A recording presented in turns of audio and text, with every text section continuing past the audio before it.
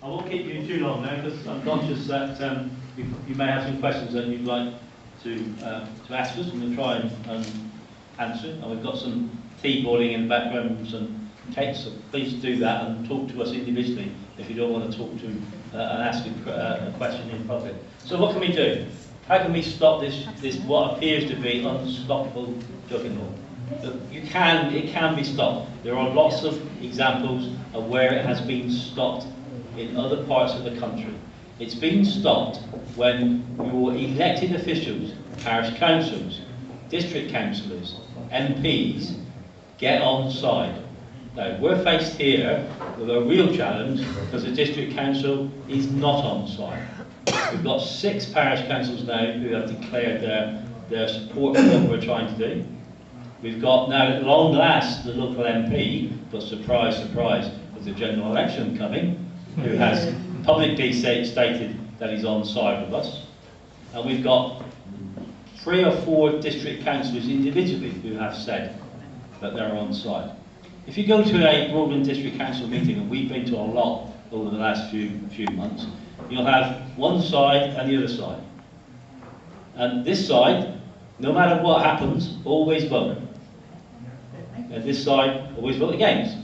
The trouble is, this side is much bigger than this side. How can we change that?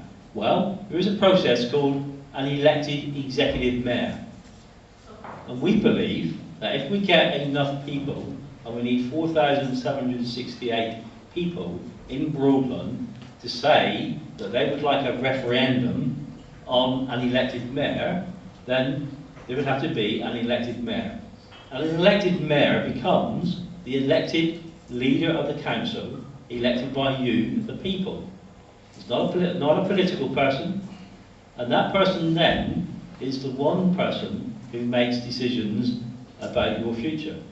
And instead of a cabinet of Tory councillors or Labour councillors or Liberal Democrat councillors, you have a cabinet that's mixed. And therefore you have a proper debate and not people just towing a party line. So one of the things that we are seriously considering is calling for that referendum for an elected mayor of Broadland. Now, we weren't going to do that because with the unitary proposal, and there's another sorry tale of wasting public money, but we won't go into that.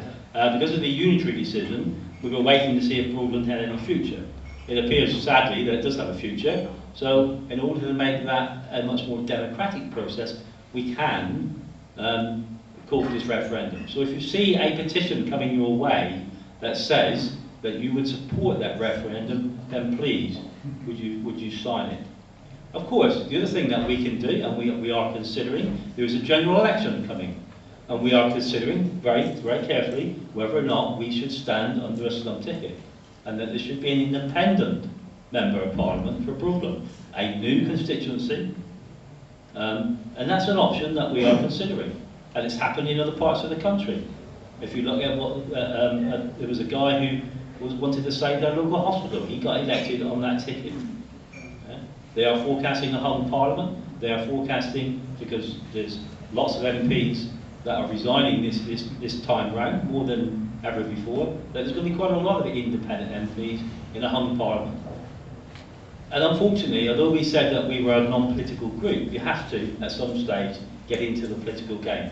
And if we're going to do it, we're going to do it on a ticket that makes it much more democratic. And picking up on David's first point, that democracy has died in Broadland, we'd like to bring it back to life. And those are the 2 things that we are actively considering. Now, what can you do? Well, you can show your support for us. There are posters outside that we'd like you to take away and put on in your front garden, on your windows, on your cars. We have a petition on number 10 Downing Street petition that we'd like you to sign.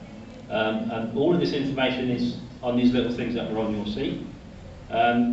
We also need some specialist help. So if anybody knows anybody that could help us, we need legal help. We need somebody who can take our web to the next level. We need people who are good at PR. And of course, we need to start raising some funds, I'm afraid. And we had an anonymous donation of £100 a few months ago. We've now coming close to spending that on the stuff we've done on the web so far. So do, if you feel, there's a box out there, if you feel generous enough to donate or pay for your tea and cakes in gold bullion, that would be very fine. And you know, as I said at the very beginning, this is not a done thing. Yeah? It can be full. When we started this, we were asked to become a member of the programme board, to have a programme board, which is a way of managing lots of different projects. And Broadland District Council said, well, you can have a seat on the programme board as a community representative. And we looked at it, and we read the small print, and it actually says on there that if you're a member of this programme board, you actually agree with what they're trying to do. So we took the view that we'd rather be outside the tent, peeing in, than inside the tent. Because once you're inside the tent, it's very difficult to disagree. So we're outside the tent, we're that irritation, we are continuing peeing on them, and we will continue to be an irritation.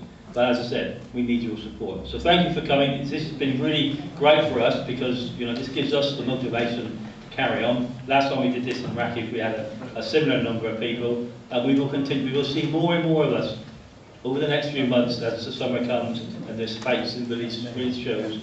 We will be there with our petitions, with our presentation. We're happy to go and do this anywhere, at any time, and we will continue on your behalf to fight this ridiculous development. Thank you very much.